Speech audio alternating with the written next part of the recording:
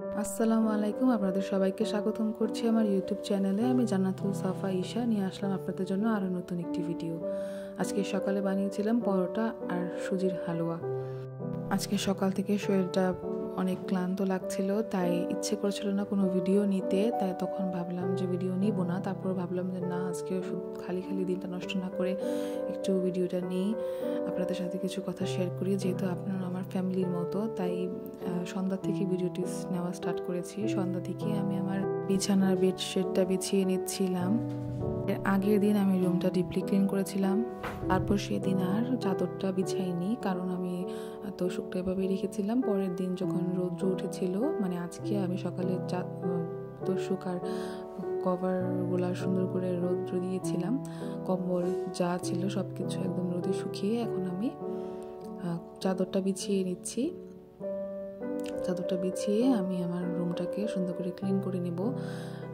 কাল যেহেতু শুক্রবার, এটা বৃহস্পতিবারের ক্লিপ ছিল, তাই বৃহস্পতিবার দিন আমি আমার রুমটা ক্লিন করেছিলাম, কারণ শুক্রবার আমি আমার বাবার বাসা চলে যাব। তাই রুমটাকে সুন্দর করে একটু গুছিয়ে নিচ্ছি। আর রুমটাকে গুছিয়ে নিয়ে আমি বাবার বাসা চলে যাব, তারপর আমি সেখানে এক সপ্তাহ থাকবো। তাই আগে থেকে রুমটাকে ক্লিন করে দিয়ে যাচ্ছি, যাতে রুমটা দেখতে সুন্দর লাগে আর অপরিষ্কার না দেখায়। তাই তবে বাবার বাসায় চলে গেলেও আমি আমার রুমটাকে অনেক বেশি মিস করব। রুম না, আমি পুরো বাড়িটাকেই মিস করব। এভাবে চাদরটাকে গুজে দিবেন, তাহলে দেখবেন যে বিছানাটা আরও বেশি ক্লাসিক লাগে, অনেক বেশি সুন্দর দেখাবে। এখন এই বালিশের কভারগুলো লাগিয়ে দেব। আমার বালিশগুলো একটু বেশি ফোলা লাগতে পারে আপনাদের কাছে, কারণ এই বালিশগুলো একদম নতুন। আর আমি একটু উঁচা বালিশে ঘুমাতেই পছন্দ করি, আমার কাছে নরম বালিশে ঘুমাতে একদম ভালো লাগে না, আমার ঘুমও ভালো হয় না। তাই আমি একটু ফুলা বালিশ, উঁচা বালিশে শুতে পছন্দ করি। এখন একে একে আমি বালিশের কভারগুলি লাগিয়ে নিচ্ছি।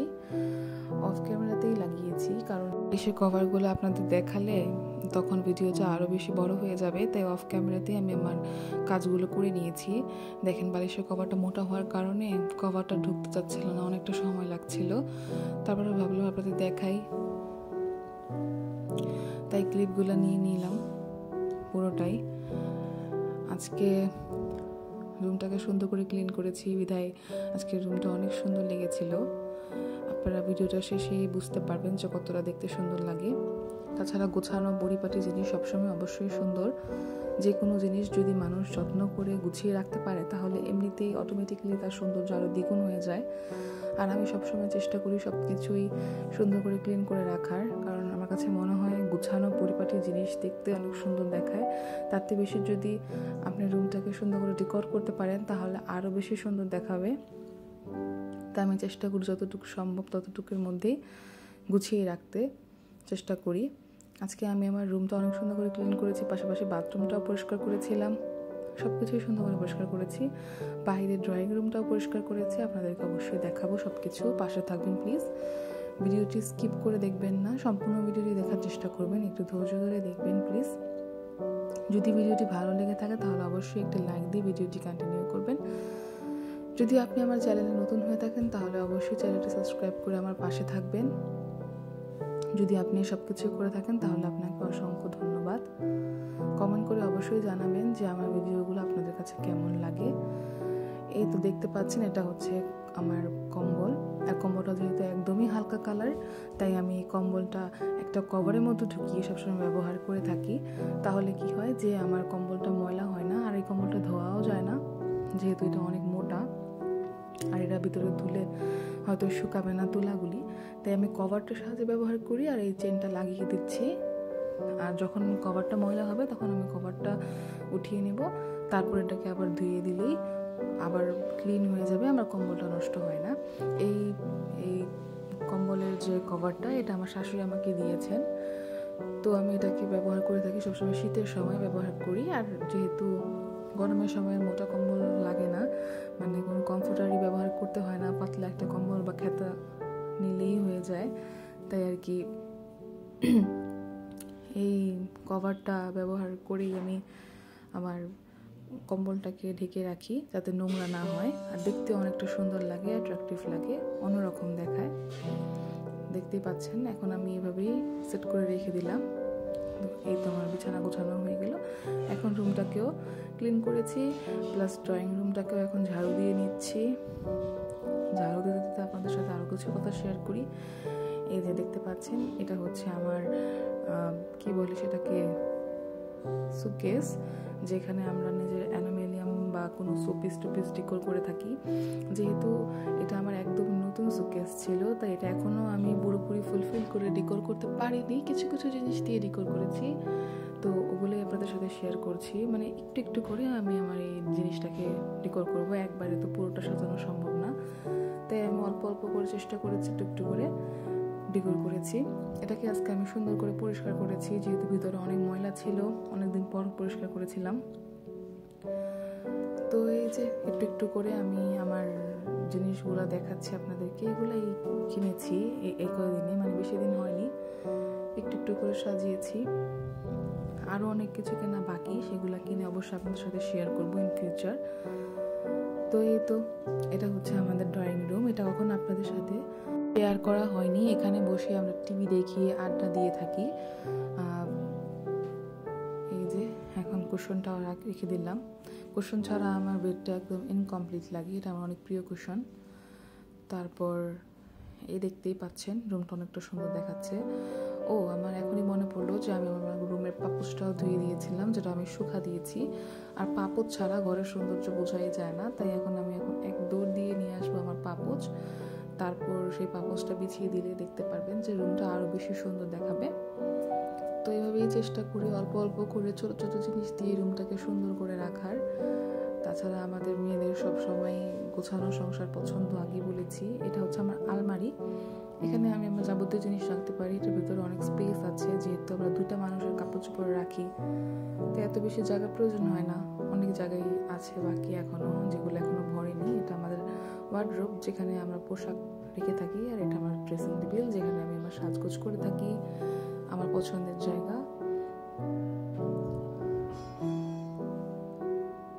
এই রুমটা আসলে আমার কাছে অনেক সুন্দর লাগে, গোছানোর পর দেখতে আসলেই অনেক সুন্দর দেখা যায়। এখন আমি বারান্দায় চলে যাব পাপোশটা নেওয়ার জন্য। আমি আমার শাশুড়ির বারান্দায় এগুলো শুকা দিয়েছিলাম, কারণ ওই বারান্দায় অনেক বেশি রৌদ্র থাকে। এই যে অনেক সুন্দর পরিষ্কার হয়েছে, অনেক সুন্দর দেখাচ্ছিল। পাপোশগুলো একদম নতুন মতো চকচক করছিল। বিছিয়ে দেওয়ার পর দেখতে পারবেন যে রুমটা আরো অনেক সুন্দর দেখাবে। এত বিছিয়ে দিলাম।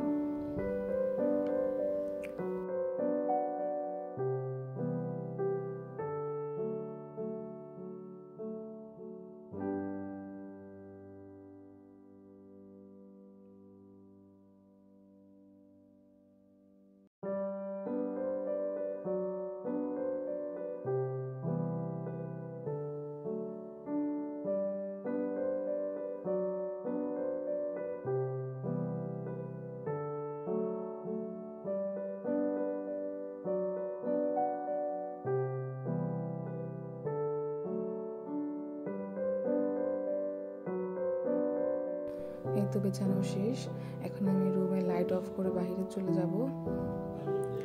এই তো এই মাল্টিপ্ল্যাকটা দেখতে পাচ্ছেন, এই মাল্টিপ্ল্যাকের সাহায্যে আমরা আসলে টিভি দেখে থাকি, কারণ এখানে কোনো যেহেতু পয়েন্ট নেই, তো এভাবে আমরা টিভিটা দেখে থাকি মাল্টিপ্ল্যাকের সাহায্যে।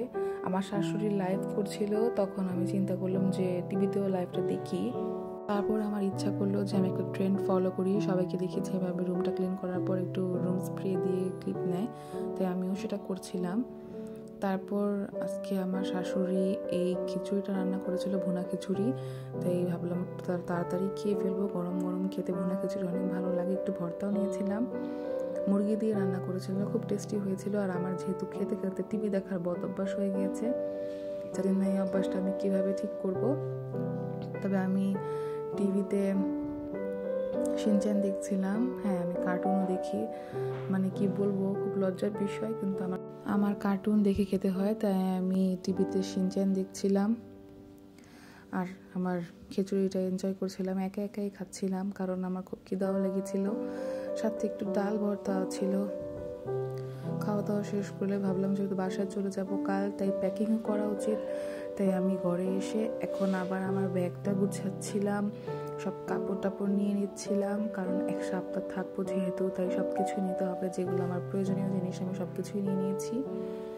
এই ব্যাগটাতে করে এখন আমি ব্যাগটা গুছিয়ে নিয়েছি, চেনটা লাগাতে পারছি না, লাগিয়ে নিই অফ ক্যামেরায়।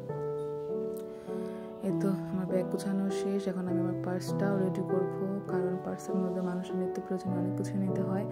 পার্স নিয়ে নিয়েছি, সব কিছু শেষ। এখন আমি রওনা দিয়ে দিয়েছি, এখন বাসায় চলে যাব। আমার হাজব্যান্ড দেশে বাইরে গিয়েছে, তাই আমার আব্বু আমাকে নিতে গিয়েছিল বাসায়। তার সাথে আমি এখন চলে যাচ্ছি আমার বাবার বাসায়। তো যাওয়ার পথে যেহেতু নদী পথ, তাই নৌকাতে আমি একটু ক্লিপ নিয়ে নিয়েছিলাম। আকাশটা অনেক সুন্দর দেখাচ্ছিল, তাই একটু ক্লিপ নিয়ে নিলাম। আজকে আপনাদের সাথে ভিডিওটি শেয়ার করলাম। তেমন কোনো কিছু স্পেশাল করতে পারিনি, তবে অবশ্যই আশা করছি আপনাদের কাছে আমার ভিডিওটি ভালো লেগেছে। যদি ভালো লেগে থাকে তাহলে অবশ্যই একটি লাইক দিয়ে দিবেন। ধন্যবাদ আপনাদের সবাইকে সম্পূর্ণ ভিডিওটি দেখার জন্য। আজকে এখানেই বিদায় নিচ্ছি। আল্লাহ হাফেজ। আসসালামু আলাইকুম।